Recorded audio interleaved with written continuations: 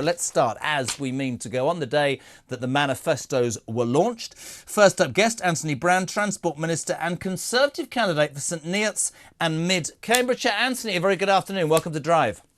Good afternoon. Thank you so much indeed. I have to pay you a compliment. You're the first Tory that's risen their head above the parapet for a while on this station. So thank you very, very much indeed for that. I hadn't realised. Let's talk about, and I know it's manifesto time, and I know that you've pledged to recruit 8,000 new police Our officers. manifesto is being published tomorrow, so I can't talk. Well, we can talk about the police officers, but you know what I'm going to talk to you about. We're going to talk about Rishi Sunak, and I'd like an honest answer from somebody who is standing as a candidate. Forget the media for a moment. Most people in this country, I think, were prepared to listen to Sunak 2 years ago when he walked up the street in Downing Street and said, I'm going to change things from the chaotic nature of Truss and Johnson. It would be fair to say that very little that he's done has gone right. Now, I know that the argument against is the war in Ukraine. The argument against is what's happened in the Middle East.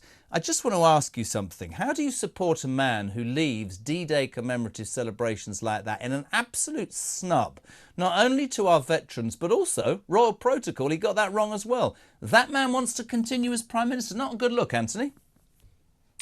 Well, he made a mistake. He was very upfront about making a mistake, and he apologised right away. I get that. I'm actually named after my grandfather, who was killed in the Second World War, and the commemorations of the Second World War matter a lot to me. But it's, I think, the important thing. I mean, that is very important. But it's also important to think about what we're doing on defence. He is increasing defence spending by 25% to 2.5% of GDP. He's been fully committed to Ukraine, as you said. And on your wider point about his leadership, actually, he inherited, an incredibly difficult hand of cards, and he has been. I support him in the leadership because he's very good at resolving problems, sorting things out one by one. So you look at things like inflation. When he became Prime Minister, it was sky high. It's now down to 2%. We've got in the first quarter of this year, we had the fastest growing economy in the G7. The small boats, clearly really frustrating issue. I mean, we're all frustrated about that, but last year they did go down by a third. He was very hands-on in terms of reaching agreements with Albania, for example, and returning all the young men that were coming from Albania, and that reduced that by 90%. And the really long waits on the NHS have come right down. The overall waits are starting to come down, but he's very pragmatic at finding solutions to things and driving them through and delivering, and that's certainly why I support him. Do you think? I mean, listen, I can take issue with a couple of things. Let's start with inflation. You've just said when he came to power from Johnson and Truss, inflation was at 10%. He was the Chancellor, for God's sake. He was the Chancellor during the pandemic. He was the Chancellor for Boris Johnson. I'm not really talking policy here. I want to know whether you believe this very slick. I'm not bothered how much money he's got or whether he's going to head off to Napa Valley. I'm bothered about whether we have a Prime Minister who is not up to the job. I mean, there were rumours in your party at the weekend. I mean, I don't think I've ever remembered this in political history, that there could be moves to unseat him before election day. And the fact that Mel Stride, your cabinet colleague, actually came out and said, oh no, that isn't a consideration, even acknowledging that question. 4 weeks out, every poll tells you that you have no chance. That's what the polls say. How does he keep believing? How do you all keep believing when you are so patently your back's against the wall, Anthony?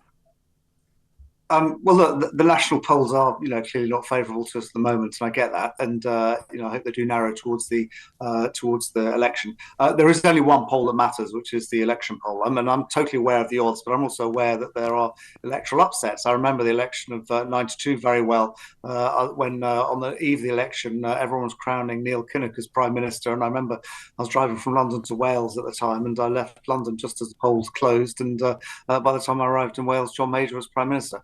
I mean, Rishi, I think it has been a very good Prime Minister. He's tackled, I'd say, a lot of problems. You mentioned at the beginning of your question, you put lots of things in your question. It was a very rich question.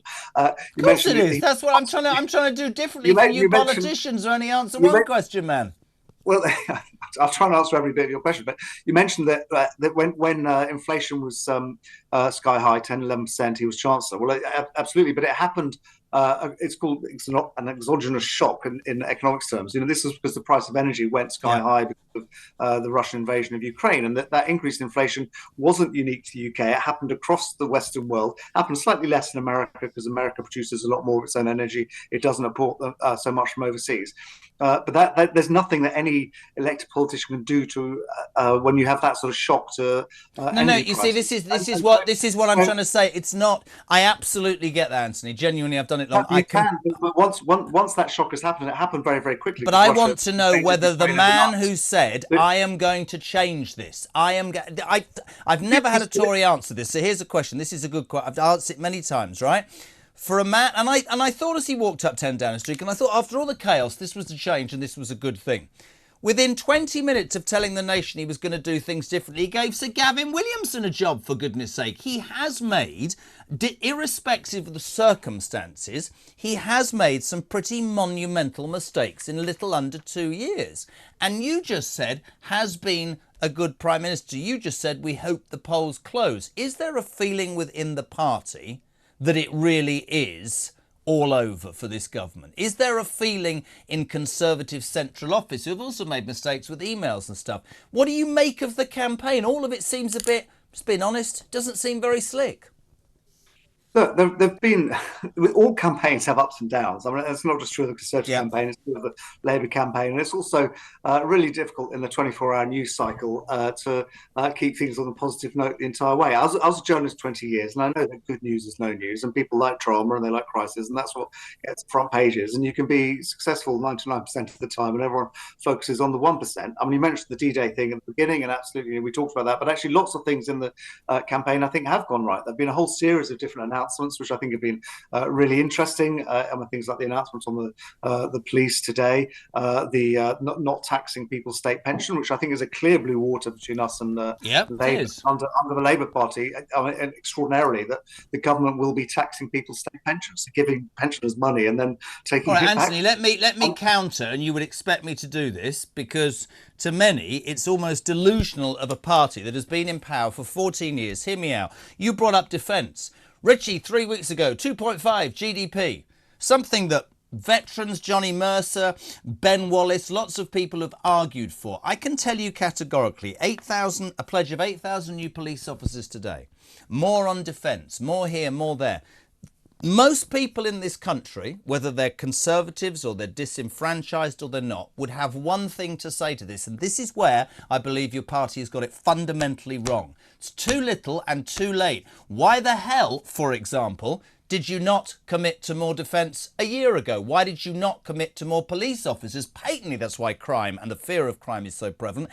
6 months ago, I think the problem is, Anthony, I know when you're doing an election, you have to promise and have your manifesto, but I think a lot of people are like, why have they left it till now? They're just trying to buy our vote. That's the feeling that a lot of people have. And I think that's the problem for you guys, isn't it? Well, obviously, after 14 years, everyone's with lots of policies, people are going to say, why didn't you do it before? Yeah. And there can be particular reasons. So on defence, for example, yes, there was the Russian invasion of Ukraine. And that was it's 2 years, getting on for 2 years, going now, isn't it? But we had enough stock of arms and so on for that. But actually, since then, we've had the tension in the Middle East, in Gaza, which has not just affected Israel and Gaza, but actually we've seen Iran get involved and so on. And that's clearly a highly tense and risky situation. You've got tensions between China and Taiwan increasing, and around the world there are increasing military tensions, and that's really unfolded over the last year or so. That's been escalating, and it's absolutely right that we increased defence spending as a result. But we wouldn't have done that 2 years ago because none of this was happening then. And in fact, I think that's probably I said, please don't take this the wrong way. I mean, I have to be as balanced as I can, and I will be. I've got Annalise Dodds on later, and I'm very kind and grateful for you to be on. But many of us were brought up as Tories or by Tory parents who would, hear me out, have told us that the Tory party was about, low taxation, secure borders, a strong military and fiscal financial responsibility. The problem that your party has, Anthony Barron, with respect, is that you are none of those. And it astonishes me that Sir Keir Starmer can not only put his tank on your lawn, he's come through your front door. Can we talk about Nigel Farage, please? Can I just answer one of those some of the points, because I actually had a debate with Annalise Dodds on Politics Live. It's turned to the media today. Yes, look, tax is high, and as a low tax conservative, clearly, I'm uncomfortable with that, as are my colleagues. But there is a reason for it. We didn't suddenly decide, right, we want really high taxes. We all instinctively want as low taxes as possible. People should be able to keep their money. If the government's going to take money off people, it has to justify the reason why it's doing it. Now, the reason why taxes went high is because, and you know the answer here, we had a pandemic and then a cost of living crisis. We spent £400 billion on the pandemic, £100 billion nearly on the cost of living crisis, Sure. supporting people's energy bills, supporting families, supporting businesses. If we hadn't done that, then it would have been absolutely economic catastrophe. We had to do that, but that's £500 billion. It has to be spent somehow. That isn't money you can just print. It isn't money you can just borrow. You've got to pay it, and that means, unfortunately, it means higher taxes. Over a longer time. I don't want that. I really, would much prefer taxes were down. But given the choice, and I remember at the beginning of the pandemic, I was on the Treasury Select Committee. We grilled the then Chancellor Rishi Sunak, but also lots of other economic commentators about what we should do, and they just said, look, given what we were doing, like closing down large chunks of the economy, we should just spend money supporting it to keep it through as life support. And we did that, and we kept the economy growing. It's extraordinary that unemployment didn't go up so much. But ultimately, and this is why I'm a conservative, for the same reasons you said, you've got to live within your means. There is no magic money tree, but given we had to make the decision about spending that money and supporting it, you remember the furlough scheme, etc., we eventually have to pay for it. But if you think, and this is the challenge I gave to Annalise Dodds on the Politics Live, if you think that Labour would have had lower taxes than us in this situation, I think you're completely delusional. Listen, I will put that out. I'm talking in a general sense about the problem that you have convincing people. Can I just say, Anthony, before you go? I tell you, the problem, we've been a pilot of a plane while there's been a thunderstorm and lightning struck the plane. And I'll tell you what I say to the Labour Party every single day. The view from the cheap seats is utterly fantastic. And I'm sure that if they get in within 12 months, the tent is so broad in Sir Keir Starmer's church that there will be all sorts of angles. But we're talking about here and now. Suella Braverman, who from... Sorry? You shouldn't blame the pilot for the plane being struck by the lightning. You should judge the pilot on how they piloted the plane. Okay. Suella Braverman, the darling of the right, used to be the darling of the right, not so much so now, although let's be honest, another mistake by your leader, and he got the leadership by promising her that he would do more about the boats and then fell out with her. The Conservative Party needs to find, says Suella Braverman, a way to work with reform. Nigel Farage counters and says...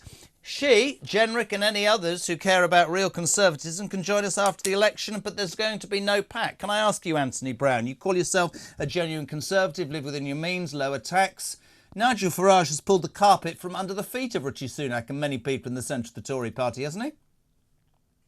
Clearly it is an electoral challenge, if that's what you mean, in a lot of Conservative seats across the country. And that is the point from our point of view, that if a vote for Farage is essentially a vote for Keir Starmer, all it's going to, given is he can hardly win any seats, I'm sure, but all it will do is increase the chances across the country of Labour MPs winning rather than Conservative candidates. And that will give Keir Starmer a bigger majority. It'll give Keir Starmer a blank check to do whatever he wants. And Keir Starmer describes himself as a socialist. It's not, us make it up. That is his instinct. That's where it's come from. Tony Blair led the leader of the got elected as the leader of the Conservative Party, being a centrist the whole way. Keir Starmer has come from really quite a far left background. I mean, only a few years ago, he described saying trying to reduce immigration was economic vandalism. We know their heart is in higher taxes and higher immigration. Throughout the debates we've had in Parliament over the last 5 years, the Labour Party were always on the side of higher taxes and not having any immigration. I tell you what, listen, it's an absolute pleasure to have you on, my friend. I mean that. We have to draw a close. You're standing in St Neots, of course, and mid-Cambridgeshire. You are the Conservative and Unionist Party candidate. Also Stephen Ferguson, Independent. Catherine Fisher, Green Party. Guy Lachlan for Reform UK. Mariana Masters, the Labour Party, and Ian Sollum, the Liberal Democrats. Anthony Browne, for now, really appreciate you being on Talk. Thank you very much indeed.